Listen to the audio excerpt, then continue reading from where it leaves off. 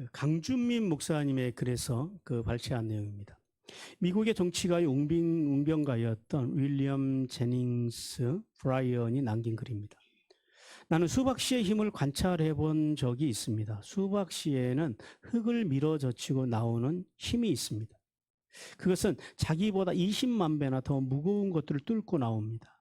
수박씨가 어떻게 이런 힘을 내는지 알 수 없습니다. 도저히 모방할 수 없는 색을 껍질 바깥으로 우러나오게 하고 그 안쪽에 하얀 껍질, 그 안쪽에는 다시 검은 씨가 촘촘히 박힌 붉은 속을 어떻게 만들어낼 수 있는지 나는 알 수 없습니다. 그 하나하나의 씨가 또 다시 차례차례 자기의 무게의 20만 배를 뚫고 나올 것입니다. 이 수박씨의 신비를 설명할 수 있다면 나도 신의 신비를 설명하려 주겠습니다. 저는 이 글을 읽으면서 생명 씨앗인 말씀의 가능성을 더욱 확고하게 깨달았습니다. 말씀은 씨앗입니다. 수박씨와는 비교할 수 없는 능력이 말씀의 씨앗 속에 담겨 있습니다. 이 말씀을 받으면 구원을 얻습니다. 이 말씀을 받으면 마귀의 유혹을 이깁니다. 이 말씀을 받으면 세상이 감당할 수 없는 용기를 얻습니다. 그러나 하나님이 아무리 말씀을 많이 부어주셔도 마음이 닫혀 있으면 말씀을 받을 수가 없습니다. 하늘에서 내리는 빗물을 받기 원한다면 그릇을 준비해야 합니다. 그리고 그 그릇은 열려 있어야 합니다. 아무리 하늘에서 소낙비를 내린다 할지라도 그릇이 닫혀 있으면 빗물을 받을 수 없습니다. 열린 마음이란 믿음의 마음입니다.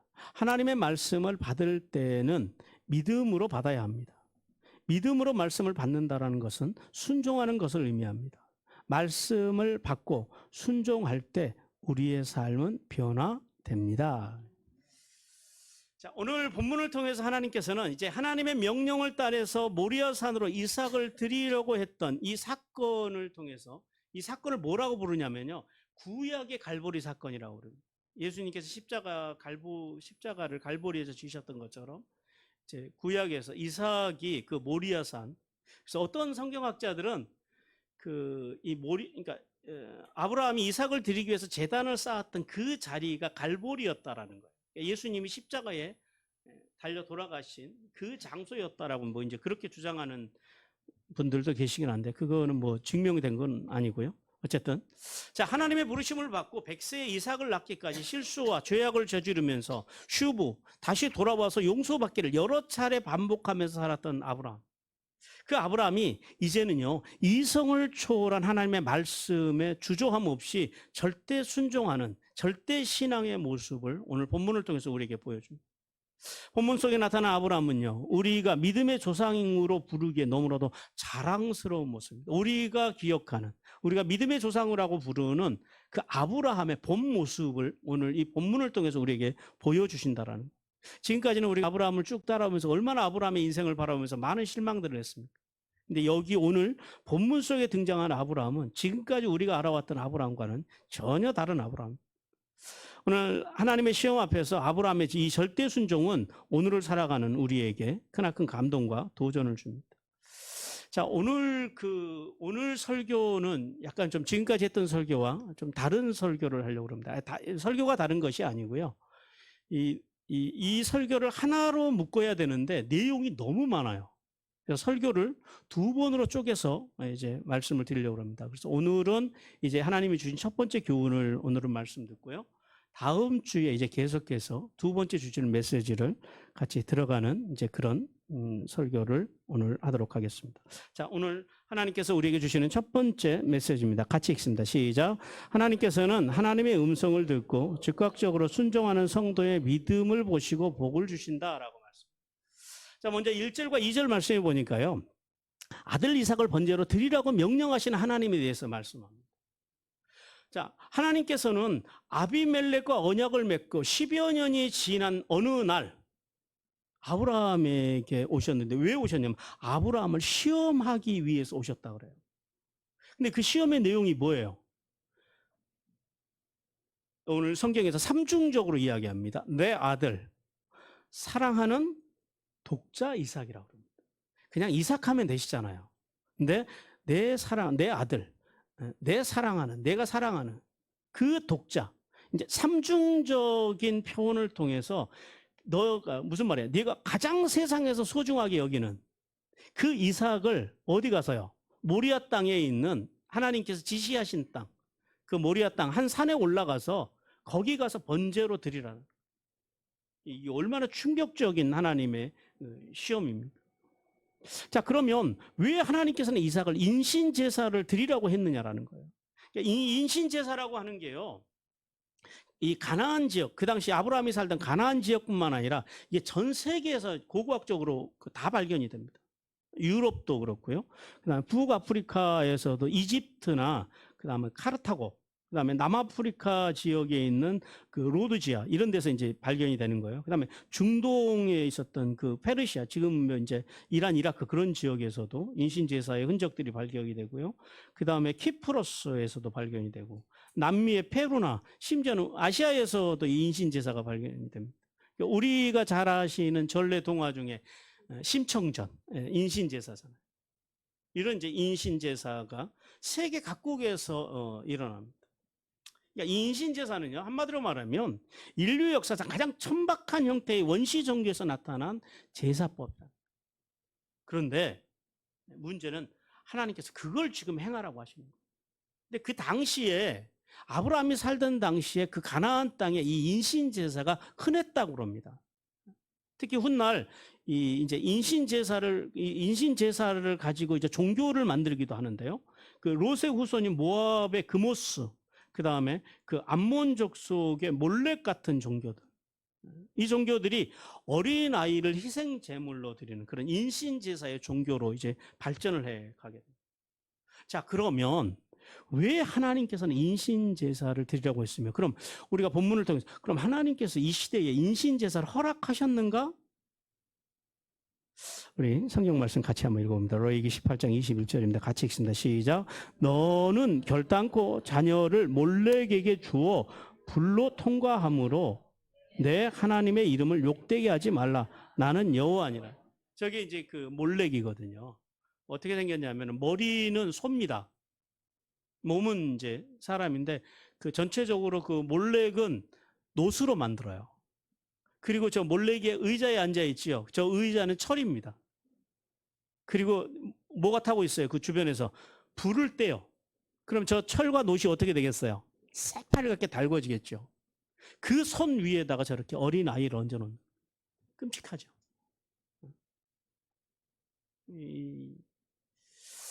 그래서 근데 하나님께서는 이런 그 인신 제사를 아브라함에게 지금 요구하고 계시다라는 거예요. 이걸 어떻게 우리가 오늘 성경을 보면서 우리가 어떻게 이해를 해야 되느냐라는 거예요. 근데요, 이제 풀어가는 키가 있습니다. 우리가 이 문제를, 인신 제사를 요구하시는 하나님의 이 명령을 우리가 그 이제 어떤 그 이성으로 접근하면 이게 문제가 안 풀립니다. 이것은 신앙의 관점으로 접근해야 답을 얻을 수 있다는 게 무슨 말씀이냐면, 하나님이 진짜로 아브라함에게 인신 제사를 요구한 것이 아니라 지금 뭐 하기 위해서 하나님께서 이것을 요구하셨다고요? 아브라함, 목적이 뭐예요? 아브라함의 믿음을 시험하기 위해서 하나님께서 지금 이것을 요구하셨다라는. 그러면 여기서 이제 또 한 가지 궁금한 게 생기죠. 그럼 하나님이 아브라함의 믿음을 몰라서 아브라함의 믿음을 시험하시려고 했느냐라는 거예요. 어떻게 생각하십니까? 하나님이 아브라함이 어느 정도의 믿음을 가지고 있는지 모르셨을까요? 시편 139편 1절에서 4절 말씀 같이 읽습니다. 시작. 여호와여, 주께서 나를 살펴보셨으므로 나를 아시나이다. 주께서 내가 앉고 일어섬을 아시고 멀리서도 나의 생각을 밝게 아시오며 나의 모든 길과 내가 눕는 것을 살펴보셨으므로 나의 모든 행위를 익히 아시오니 여호와여, 내 혀의 말을 알지 못하신 것이 하나도 없으시니. 어떤 하나님을 말씀하세요? 전지하신 하나님. 하나님은 모든 것을 아신다라는 거예요. 인간의 모든 생각, 입의 말, 우리가 속삭이는 말도, 그 다음에요, 우리의 행위, 심지어는요, 우리의 심장과 폐부까지도 살피신 하나님이시죠. 그런데 그 하나님이 아브라함의 믿음의 수준을 몰라서 그것을 측정하기 위해서 아브라함에게 이 시험을 내리셨다? 라고 해석하는 건 지극히 인간적인 해석이라는 겁니다. 자, 우리가 오늘 이 사건을 통해서 두 가지를 하나님께서 말씀을 하시는데요. 첫 번째는 뭐냐면 하나님께서 아브라함을 시험하기 위해서, 이제 여기서 시험이라는 단어를 이제 조금 이따 말씀드리겠습니다만은, 시험하기 위해서 이제 이 시험을 주셨다고 이삭을 드리라고 말씀하셨다 그러는데, 사실은 이 시험을 통해서 하나님께서는 아브라함의 믿음을 확증하기를 원하셨다라는 거예요. 우리 22장 12절 말씀 같이 읽습니다. 시작. 사자가 이르되 그 아이에게 내 손을 대지 말라. 그에게 아무 일도 하지 말라. 내가 내 아들 내 독자까지도 내게 아끼지 아니하였으니 내가 이제야 내가 하나님을 경외하는 줄 알았노라. 이게 우리 그 한글 성경이 아쉬운 게 참 많아요. 번역이. 이제 번역된 성경이다 보니까 아주 때로는 우리 번역하신 분들이 말씀을 좀 헷갈리게 원뜻과는 정확하게 통하지 않게 가끔 번역한 데가 군데군데 있습니다. 단어 선택도 그렇고. 그러니까 오늘 이 말씀을 그대로 보면 뭐예요? 야, 이제야 네가 그만한 믿음이 있는 줄을 하나님이 이제 알았다라는 거예요. 하나님을 경외하는 줄을 내가 지금 알았다라는 거예요. 그러니까 충분히 우리가 그런 오해를 할 만하죠. 하나님이 아브라함의 믿음을 모르셔서 테스트 하시려고 그랬구나. 근데 사실은 그게 아니에요. 오늘 이 12절 말씀에 보면요. 맨 끝에 어떤 글씨가 나와요? 아노라. 이게 야다라고 하는 뜻이거든요. 알다라는 뜻입니다. 그런데 그 이스라엘 그 히브리어에는요. 그 단어에 거기 한 단어 안에 뭐 주어, 동사, 인칭, 뭐 시제 모든 변화들이 다 들어갑니다. 근데 그 원문에 보니까요. 1인칭, 그러니까 완료형 1인칭을 썼어요. 이게 무슨 말이냐면 완료형 1인칭이라고 하는 것은 이제 말아요. 이제 그것 때문에 내가 이제 알았다라고 번역을 하는 건 맞아요. 근데 이게 의미가 안 통해요. 왜 안 통하냐면 보십시오. 하나님께서 이제야 네 믿음을 알았다라고 말씀하시는 것이 아니라 완료형이라는 건 뭐예요? 이미 하나님께서는 전에부터 너의 믿음을 다 알고 왔다라는 거예요. 그리고 지금 와서 네가 이렇게 나를 경외하는지를 이제 너의 믿음을 내가 완료했다라는 거예요. 무슨 말이에요? 내가 확증했다라는 거예요. 그래서 제가 이제 확증이라는 단어로 바꿨습니다. 하나님께서 지금 이 사건을 통해서 너의 믿음을 지금서부터 내가 쭉 알아왔지만은 이 사건을 통해서 너의 믿음을 내가 지금 확증했다라는 거예요. 그리고 너에게만 당신만 하나님만 확증하신 것이 아니라 너도 확증했고 그리고 대내외적으로 모든 사람들이 아브라함의 믿음은 저 정도 믿음이야라고 확증했다라는 거예요. 이런 의미입니다. 이해가 되십니까? 하나님께서 이제야 내가 알았다가 아니라 내가 이미 쭉 알아왔는데 이 이삭의 사건을 통해서 내가 아브라함의 너의 진짜 믿음, 진짜 이제는 하나님을 경외하는 믿음. 왜 하나님께서 이렇게 말씀하셨을까요? 자, 보세요. 아브라함이 지금까지 어떤 삶을 살았어요? 75세에 하나님을 부르심을 받았지만은 계속해서 지금까지 아브라함의 모습은 어떤 모습이에요? 믿음의 조상으로서의 모습보다도 비굴한 모습, 비겁한 자의 모습. 사람들에게서 자기 목숨 어떻게 될까봐 자기 아내를 몇 번 팔아요? 2번이나 팔고. 그리고 심지어는 또 자기 자식도 내보내야 되고. 물론 하나님이 이제 명하셨지만은. 그 모든 문제를 만든 사람이 누구예요? 아브라함이라는 거예요. 그러니까 아브라함이 지금까지 한마디로 말해서 헛갈리는 인생을 살았더라라는 거예요. 그런 아브라함이었지만은 지금은요. 지금 이때가 아마 아브라함이 한 나이가 110, 한 6세, 7세 정도 될 거예요. 그러니까 이삭의 나이를 한 17세나 16, 7세로 보거든요. 그러니까 100세의 아이들을 낳았으니까 이제 한 105세, 106세, 107세 그 어가 이제 지금 된다고 봐야죠. 그 나이에 와서야 지금에서야 쭉 하나님께서 지금까지 완료형, 지금까지 쭉 봐왔지만은 지금 이삭을 드리는 이 사건, 네가 116세의 나이가 돼서야 지금 와서 내가 전심으로 그리고 진심으로 하나님을 경외하고 세상을 두려워하고 사람들을 두려워하고 그래서 거짓과 기만으로 살았던 그런 인생이 아니라 진짜 이제 하나님만 두려워하고 하나님만 존경하고 살아가는 그 인생으로 내가 지금 이제 와서 확증되었다라는 거예요. 이제는 흔들리지 않을 만한 그런 믿음으로 네가 성장했다라고 하는 것을 이 이삭을 통해서 내가 확정했다라는, 그것이 이게 안다라는 표현입니다. 이 말씀을 좀 잘 이해하실 수 있기를 바랍니다. 왜냐하면 이게 또 이제 또 한마음교회 교인들은요, 바깥에서 하나님이 모르셔서 시험하셨다 이렇게 이해를 하시면 안 됩니다. 그다음에 두 번째는요, 이삭에게 믿음이 무엇인지를 보여주기 위해서 이 사건을 주신 것으로 봅니다. 자, 어느덧 청년이 되어버린 이삭, 이제 한 16, 17세가 되면은 이제 장성한 그 이삭. 근데 그 이삭의 입장에서 보니까요, 자기를 세상에서 제일 사랑하는 분이 누구예요? 자기 아버지예요. 자기를 세상에서 가장 사랑하고 아끼는 그 아버지가 어느 날 보니까요, 하나님의 명령, 하나님의 말씀 한마디에 상식과 인정을 초월해서 독자인 자신조차도 아끼지 아니하고 하나님 앞에 제물로 내어드리려고 하는 그 신앙의 자세. 한편으로는 이삭의 입장에서는 충격이기도 하지만은 두고두고 곱씹게 되는 충격적인 신앙의 모습이었다라는. 교육학에서요, 자식은 부모의 뒤통수를 보고 자란다고 그럽니다. 여러분들은 싫든지 좋든지 부모님들의 작품이에요. 그러니까 그분이 왜 그래라고 물어보지 마세요. 그냥 그분이 그렇게 자라와서 그래요. 인정해 줘야 돼요. 신앙은, 인생은 절대 바꾸려고 들어지는 게 사람이 아닙니다. 결코 누구든지 함부로 바꾸려고 들지 마십시오. 하나님이 주신 기질과 그런 부모님 밑에서 양육 패턴 속에서 사람들이 장점과 단점이 분명하게 성장해 왔다라는 거예요. 우리는 사람을 대할 때 있는 모습 그대로 인정할 줄 아는 그 신앙의 자세를 가져야 돼요. 그런데 그 모습, 그 아버지가 자기조차도 자기를 사랑하는 거 자기가 너무 잘하는데 자기조차도 하나님의 말씀 앞에서 아끼지 않는 그 모습,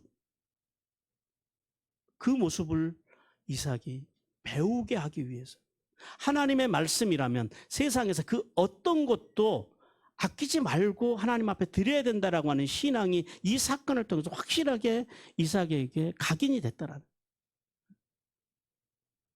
여러분, 우리가 보통 이렇게 기업이나 공동체, 교회들도 마찬가지잖아요. 언제가 제일 위험하냐면 1대에서 2대로 넘어갈 때가 위험합니다. 대체로 2대에서 3대로는 그래도 원활하게 잘 넘어가요. 우리나라도 이 많은 기업들의 흥망성쇠가 있잖아요.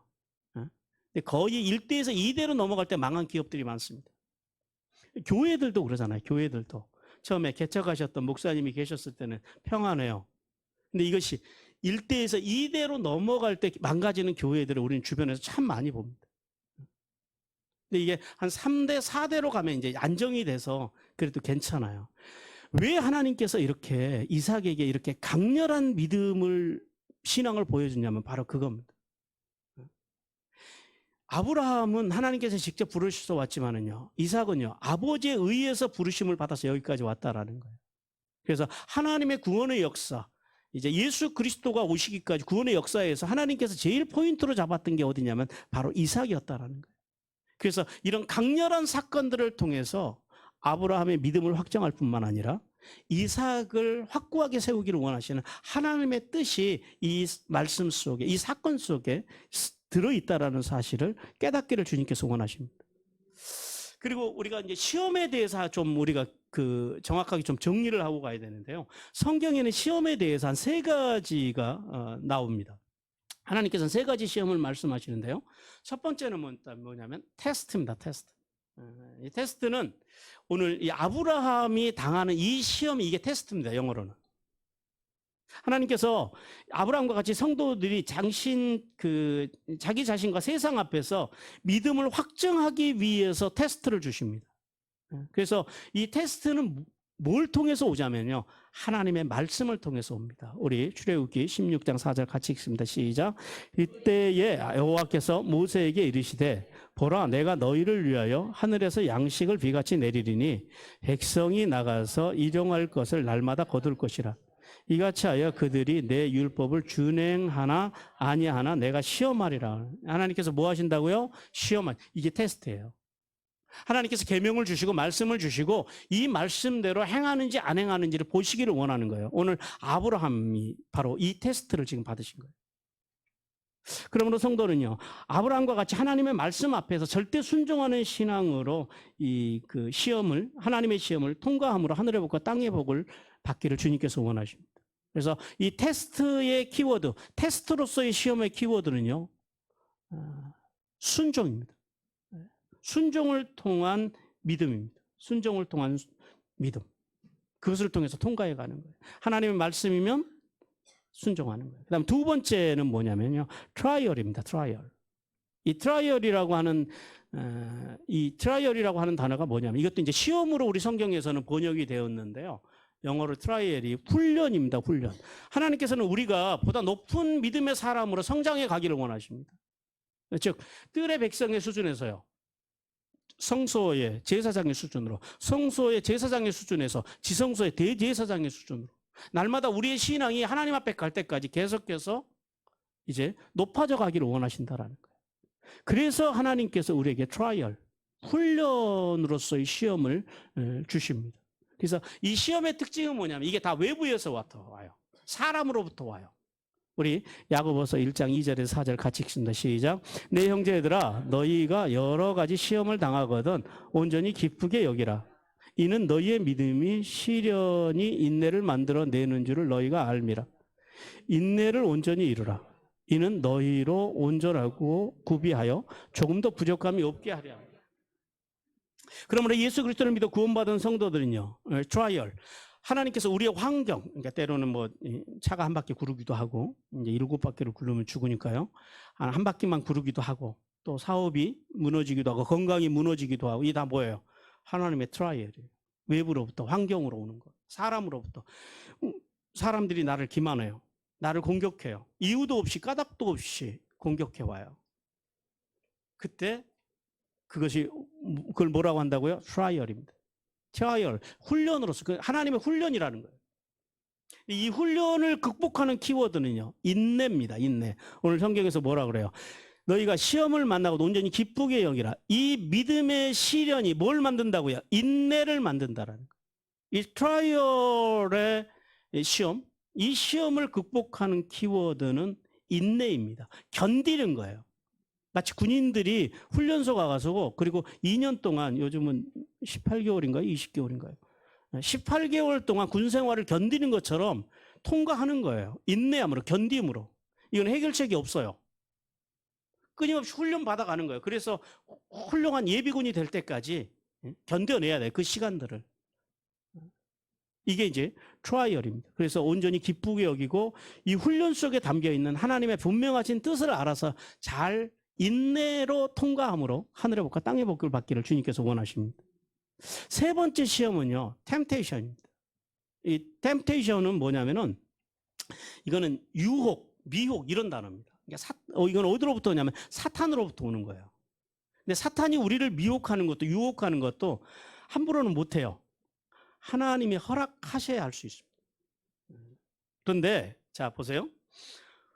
오늘날 이 성도들 안에 성도들이 하나님의 뜻에 안에 살지 못하도록 사단이요. 그래서 여러 가지 모양으로 우리에게 이 템테이션, 유혹해 옵니다.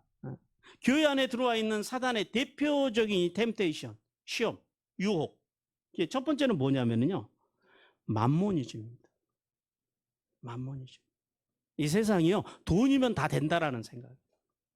그래서 교회를 다녀도 부자가 돼야 돼요. 돈 없으면 교회 못 다녀요. 이게 다 맘모니즘이에요. 이게 마귀가 심어준 교회 안에 아주 이 못된 템테이션, 유혹입니다. 교회에서도 돈이 없으면요, 그리고 어떤 사람들보다 좀 자기보다 못 배웠다고 생각하면은요, 못하다고 생각하면은요, 함부로 하려고 한 이게 이제 마귀가 뿌려놓은 이 템테이션 중에 이 맘모니즘이고요. 그다음에 세속적인 번영. 그러니까 번영 자체는 하나님이 인간에게 주신 복인데 이것이 세속적으로 흘러가요. 그 번영이 목적이에요. 잘 되는 것만 목적이에요. 좋은 대학 가야 하고 좋은 데 취직해야 하고 그것이 하나님의 영광이고, 근데 그게 하나님의 영광이 아닌 건 아니지만 영광이 될 수도 있고 안 될 수도 있는 거예요. 되려 가난해서도 하나님 앞에 영광 돌릴 수도 있고 병이 들어도 하나님께 영광이 될 수도 있는 거예요. 누구와 함께 하면요? 하나님과 함께 하시면. 하나님이 계시지 않으면 천국도 천국이 아니에요. 하나님만 함께 하시면 지옥도 천국이 되는 거예요. 이게 번성이거든요. 이게 성경이 말하는 번성의 복이거든요. 우리는요, 이 세속적인 번성은 다 물질적이고 만모님적이고 다 이런 거라는 거예요. 이게 이제 마귀가 뿌려놓은 대표적인 두 번째 이 템테이션 유혹이고 미혹이고요. 세 번째는 기복주의입니다. 하나님을요 자판기처럼 섬겨요. 내가 1,000원 넣으면 1,000원짜리 캔이 나와야 돼요. 하나님을 복권처럼 섬겨요. 그래서 인생을 살아가다가 어려움이 오면 뭐라 그래요? 이 기복주의에 빠진 사람들은 내가 그동안 어떻게 살았는데, 내가 주를 위해서 어떻게 섬겼는데 하나님이 겨우 나를 이렇게 대우하십니까? 라고 하나님 앞에 대들어요. 이 기복주의의 발로입니다. 우리가 하나님을 섬기는 이유는 왜 섬겨요? 여러분, 기독교와 다른 종교의 근본적인 차이가 여기 있는 거예요. 이걸 알아야 돼요. 다른 종교들은요, 복을 받으려고 섬겨요. 그리고 내세, 그러니까 극락에 가고 천당에 가려고 섬겨요. 그래서 착하게 살라고 그래요. 근데 기독교는 달라요. 이미 구원받았고, 이미 십자가의 은혜를 받았고, 생명을 받았다라는 거예요. 받은 은혜가 너무 커서 우리는 섬기는 거예요. 받은 사랑이 너무 커서 우리는 하나님께 드리는 거예요. 그래서 욥이 그 위대한 말씀을 남기잖아요. 주신 자도 여호와시고 거둬가시는 분도 하나님. 받은 은혜가 커서 내가 그동안 하나님 앞에 감사함을 한 것이지, 이거를 통해서 내가 복을 받고 내가 잘 되기 위해서 그런 차원이 아니다라는 거예요. 이 기복주의입니다. 이게 마귀가 교회 속에 뿌려놓은 이제 세 가지의 대표적인 그 템테이션입니다. 오늘날 사탄은 교회 안에서 이런 거짓 복음을 통해서 성도들의 믿음을 오염시켜서 육신의 정욕에 빠져 살게 하려고 합니다. 이것이 어떻게 나타나냐면 말씀을 배우지 못하게 해요. 그리고 말씀을 이야기하면 뭐 그런 이야기를 이런 데서 하냐 그래요. 뭐 어디서 할까요? 그리고 말씀을 모르니까요, 이단이나 이런 거짓 복음, 이런 그 사탄이 뿌려놓은 이런 것들을 복이라고 진리라고 착각하고 살아가는 거예요. 그것을 진리라고 존중하면서 살아가요. 또한 어떻게 말씀대로 살 수 있느냐고 끊임없이 반문합니다. 어떻게 사람이 말씀대로 살 수 있냐라는 거예요. 그리고 진리를 포기해버려요. 근데 우리는 뭐 하자고요? 말씀을 포기하면 된다 안 된다? 안 돼요. 안 되는 거 우리도 알죠. 그래서 어떻게 하자고요? 그렇게 살기 위해서 뭐 하자고요? 발버둥 치자라는 거죠. 이것이 진리 안에 살아가는 사람, 이것이 유혹을 이겨나가는 거예요. 사탄은요, 오늘도 이런 미혹을 통해서 교인들을 지옥 백성으로 삼아가고 있다는 거예요. 교회를 다니면서 지옥을 향해서 가고 있어요. 이게 얼마나 안타까운 일입니까? 그래서 이 유혹의 특징은 뭐냐면 어디서부터 오냐면 우리의 마음 속에서부터 와요. 생각 속에서부터 와요. 마귀가 우리의 마음과 생각에다가 끊임없이 이런 것들을 계속해서 가라지를 뿌려놓는 거예요. 우리 야고보서 1장 13절에서 15절 같이 읽습니다. 시작. 사람이 시험을 받을 때에 내가 하나님께 시험을 받는다 하지 말지니 하나님은 악에게 시험을 받지도 아니하시고 친히 아무도 시험하지도 아니하시니 오직 각 사람이 시험을 받는 것은 자기 욕심에 끌려 미혹됨이니 욕심이 잉태한 즉 죄를 낳고 죄가 장성한 즉 사망을 낳는. 자, 그러므로 성도는요, 마귀의 유혹에 빠지지 않기 위해서 말씀 어떻게 살아야 돼요? 날마다 말씀과 말씀의 정신으로 예배하고 기도하는 삶, 본질에 충실한 삶을 살아감으로 그렇게 마귀를 대적해 가는 거예요. 마귀를 향해서 소리를 지른다고 마귀가요 절대 도망가지 않아요. 말씀과 예배와 기도로 살아갈 때 마귀는 감히 우리를 범접하지 못하게 되는지를 믿으시기 바랍니다. 성도 여러분, 하나님께서는 아브라함에게도 그러하셨듯이요, 오늘날 예수 그리스도를 믿어 구원받은 우리에게도요 끊임없이 하나님께서 시험을 주십니다. 근데 하나님이 주시는 시험은 뭐라고요? 말씀을 통한 테스트입니다. 하나님께서는 이 테스트, 시험을 통해서 오늘 이 아브라함의 시험을 통해서 우리에게 두 가지를 말씀하시고 우리에게 두 가지를 기억하라고 하시는데요. 첫 번째는 뭐냐면 지금까지 이렇게 말씀드린 이 시험을 구별할 줄 아는 성숙한 신앙인이 되어야 한다는 거예요. 테스트와 트라이얼과 템테이션, 이것을 구별해낼 줄 알아야 된다는 거예요. 자, 테스트는 뭘로 온다고요? 우리에게 하나님의 말씀, 계명으로 와요. 이것을 그래서 하나님의 계명 앞에서 어떻게 해야 돼요? 그것이 하나님의 말씀이면 절대 순종하는, 내가 손해보고 당장 마음이 불편하더라도 아브라함처럼요, 절대 순종하는 믿음으로 이 테스트를 통과함으로 하늘의 복과 땅의 복을 받기를 주님께서 원하십니다. 그 다음에 이 트라이얼은 뭘 통해서 온다고요? 환경, 사람을 통해서 온다라는 거예요. 그러니까 사람을 통해서 나를 힘들게 하고 환경이 나를 힘들게 하면은요, 아, 하나님께서 나를 트라이얼 지금 훈련시키시는구나라고 믿어야 된다라는 거예요. 이걸 구분할 줄 알아야 된다라는 거예요. 이 극복하는 길은 뭐예요? 트라이얼은 뭘로 극복한다고요? 인내입니다, 인내. 요셉처럼요, 도망가지 않잖아요. 그 자리에서 하나님께서 훈련시키시는 그 트라이얼 하시는 그곳에서요, 요셉이 끝까지 견딥니다. 그리고 또 한 가지 이 트라이얼, 이 시험이 오면은 우리가 해야 되는 게 있어요. 아말렉이 쳐들어왔을 때 모세가 산에 올라가서 뭐예요? 누구와 함께? 아론과 훌과 함께 같이 기도해요. 여러분이 훈련받을 때 이런 그 환경적으로 사람을 통해서 사람이 공격해 오거든 어떻게 해야 돼요?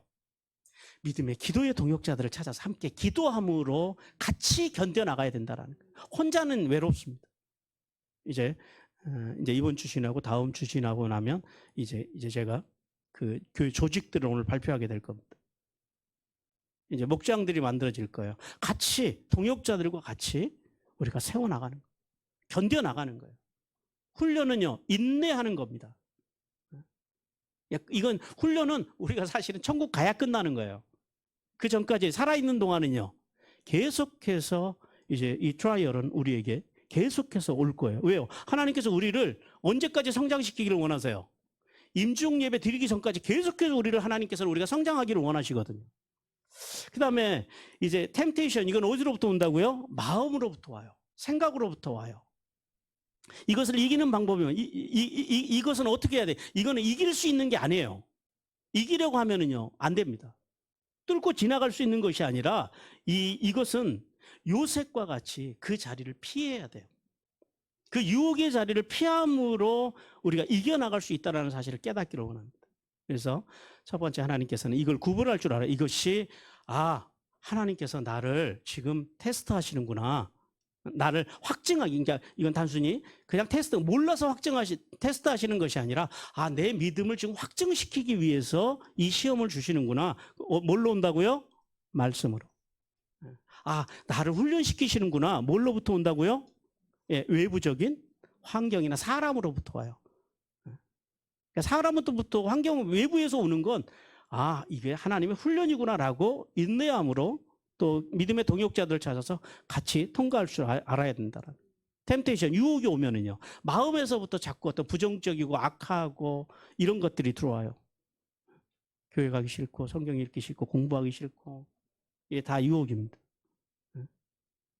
이런 것들은요, 피해야 돼요. 이걸 구별할 줄 알아야 하고요. 두 번째는 날마다 성화를 통해서 믿음을 확증하는 시장이 되기를 주님께서 원하십니다. 하나님의 부르심을 받았지만 비겁한 신앙으로 살면서 여러 번 하나님을 실망시켰던 아브라함이지만요, 그럼에도 불구하고 아브라함이 잘했던 게 뭐예요? 슈브입니다. 슈브의 신앙을 통해서 점점 이렇게 성화되어져 가는, 그래서 이제는요, 하나님 앞에서 그리고 자기 자신 앞에서 세상으로부터 믿음을 확증받는 그런 수준까지 생당했음을 우리는 기억해야 됩니다. 그러므로 성도는요, 아브라함처럼 죄악 중에서라도 절대 포기해서는 안 된다라는 거예요. 어떤 신앙을 가져야 된다고요? 슈브의 신앙을 가져야 됩니다. 그리고 말씀과 예배와 기도로 본질에 충실해서 날마다 성장하여서 오늘 여기 하나님과 자기 자신과 세상 앞에서 믿음이 확증받았던, 이제 하나님께서 이제야 네가 완전해졌음을 내가 확증했다, 알았다라고 하나님께서 선포하실 정도로, 아마 우리로 말로 하면 어떤 신앙까지 가야 돼요? 인격 신앙이. 하나님의 말씀을 믿고 존중하고 행하는 인격 신앙 안에서 인격 신앙인으로 확증되는 은혜를 받기를 주님께서 원하십니다. 계속해서 3절과 4절 말씀을 통해서요, 이제 하나님께서는 아브라함이 하나님의 음성을 들은 아침 일찍 일어나서 나귀를 안장해 주었고, 나귀의 안장을 지우자마자 제사에 필요한 물품들을 챙겨서 모리아산으로 떠나서 3일 만에 이제 그곳에 도착했다라고 말씀하십니다.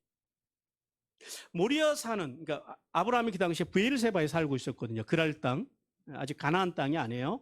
그 그랄 땅 브엘세바에 살고 있었는데, 그곳에서 이 모리아산까지, 그러니까 오늘날로 말하면 예루살렘입니다. 그 예루살렘까지 몇 킬로냐? 한 75km 정도 됩니다. 75km면 사실 잠 안 자고 1시간에 그 4km만 걷는다고 생각하면요, 대략 한 두세 시간 정도면은 도착할 수 있는 거리예요. 근데 이 길을 하나님께서는 3일 길을 갔다 그럽니다. 이제 혼자 가는 길이 아니니까 쉬기도 해야 되고, 또 연로했으니까 더구나 그랬을 거예요. 이 모리아산은 훗날 그 예루살렘 성이 되었고, 다윗 시대에는 하나님이 거하시는 시온 성으로 불리기도 했고요. 그리고 이 모리아산 그 자리에 이제 솔로몬이 성전을 세웁니다. 우리 역대하 3장 1절 같이 읽습니다. 시작. 솔로몬이 예루살렘 모리아산에 여호와의 전 건축하기를 시작하니 그곳은 전에 여호와께서 그의 아버지 다윗에게 나타나신 곳이요, 여부수 사람 오르난의 타작마당에 다윗이 정한 곳이라 그런. 자, 오늘 본문을 통해서 하나님께서 우리에게 두 가지 말씀하시는데, 첫 번째는 뭐냐면 신속한 순종의 삶을 살아가라라는 겁니다. 아브라함의 이 경건한 습관 중에 하나가 뭐냐면, 아브라함은요, 하나님의 음성을 듣고 나잖아요. 그러면은 그 다음날 엄청 일찍 일어납니다.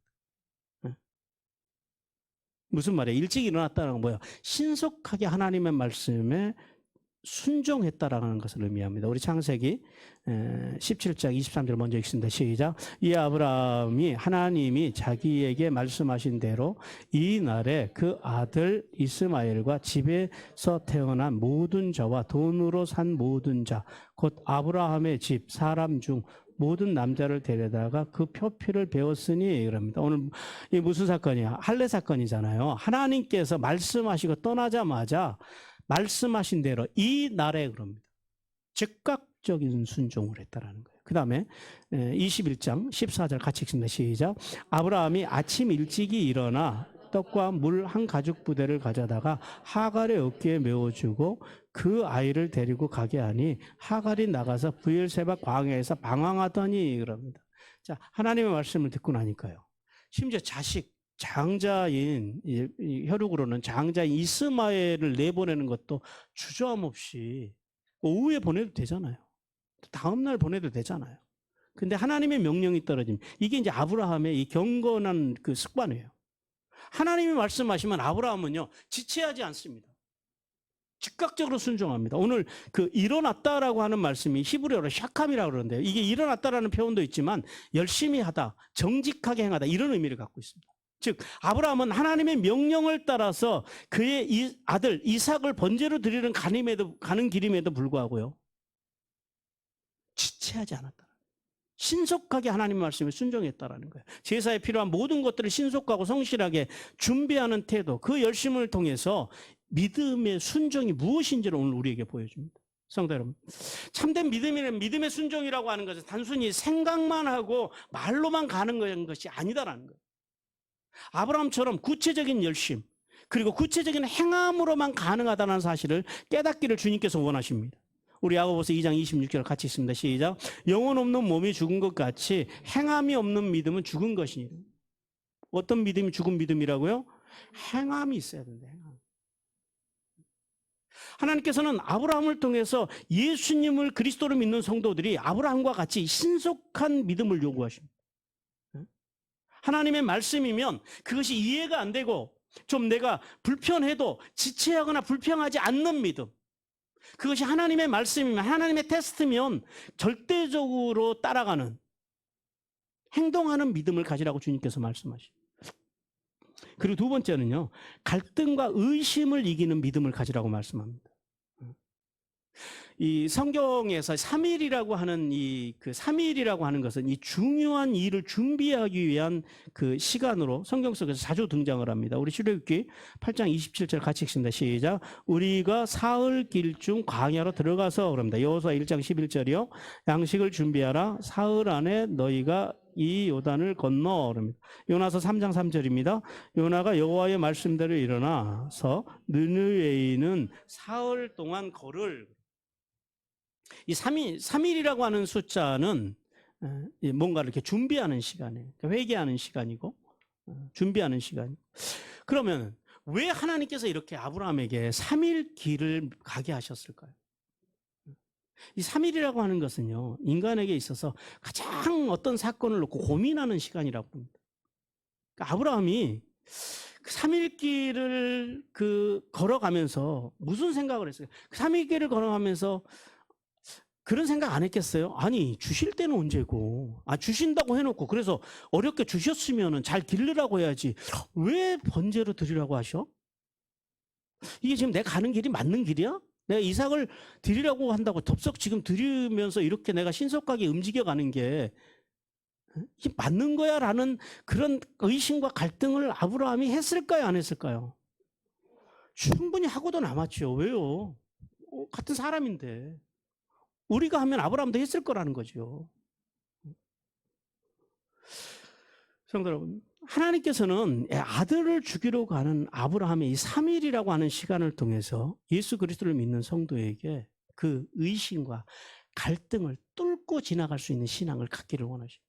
우리도 성경 말씀 보다 보면요, 하나님의 음성 듣다 보면요, 이해가 안 될 때가 있잖아요. 이게 맞아? 이것을 하라고 그러는데 하나님께서 우리를 테스트 하시는데, 아니 하나님의 말씀대로 따라가라고 하는데 이것이 내 경험과 내 생각까지는 안 맞는 거예요. 많은 사람들이 그런 거절합니다. 자기의 생각과 자기의 경험으로 가요. 근데 하나님께서는 네 경험과 너의 생각이 아니라 하나님의 말씀으로 그걸 뚫고 가라라는 거예요. 그 의심하고 갈등하는 그 시간을 뛰어넘어 가라라는 거예요. 그리고 하나님의 명령이면 절대 순종하라는 거예요. 왜요? 왜 우리가 하나님의 말씀에 절대 순종해야 됩니까? 이렇게 말도 안 되는 하나님의 명령 앞에서도 아브라함이 왜 그가 하나님의 말씀을 믿었을까요? 뭘 믿었을까요? 하나님의 선하심입니다. 여러분, 하나님은 선하신 분이심을 믿으라고 주님께서 말씀하십니다. 또한 하나님은 절대 우리에게, 성도들에게 해가 될 일을 명령하지 않으신다라는 사실을 믿으라고 주님께서 말씀하십니다. 뭔가 우리의 인생에 손해가 될 것 같은 일을 하나님께서 명하셨다 할지라도요, 그 결론은요, 절대 선일 것을 믿으라라는 거예요. 하나님은 절대 우리에게 말씀하시고 그것을 가지고 우리를 해롭게 하시거나 우리의 인생에 손해를 끼치지 않으신다라는 사실을 믿기를 주님께서 원하십니다. 아브라함은 그 믿음을 가졌다라는 거예요. 아브라함은 그 믿음을 가지고 이 3일이라고 하는 의심과 갈등의 시간을 뚫고 지나갔다라는 거예요. 그러므로 성도는요, 자기의 생각과 상식으로 하나님의 말씀을 이해하려고 해서는 안 됩니다. 성도는 오직 은혜와 진리로 오신 선하신 예수님을 믿고 그분의 말씀이면 조건 없이 순종하고자 발버둥 치는 삶을 통해서 하늘에 있으리며 땅에 기름진 복을 받으라고 주님께서 말씀하십니다. 사랑하는 성도 여러분, 하나님의 선하심을 믿으십시오. 하나님은 절대 선하십니다. 그 다음에 두 번째는요, 하나님의 완전한 계획을 믿으십시오. 하나님은 완전하신 분이십니다. 우리의 인생 절대 실수하지 않으십니다. 우리의 인생이 돌아가는 것 같고 심장이 울렁거린 것 같은 그런 사건을 만난지라도요, 절대 낭망하지 마시기 바랍니다. 믿음으로 뚫고 가십시오. 그리고 하나님은 그래서 절대 실수하지 않으십니다. 우리의 인생, 우리 자녀들의 인생 믿으십시오. 그러므로 때때로 하나님의 말씀이 이해가 안 돼도 어떻게 해야 돼요? 그래서 오늘 본문을 통해 주시는 메시지는 그거예요. 절대 순종하라는 거예요. 죄 없으신 예수 그리스도의 선하신 말씀을 믿고 존중하고 그렇게 살고자 발버둥 칠 때 하늘의 복과 땅의 기름진 복이 임한다고 주님께서 우리에게 말씀하십니다. 자, 다음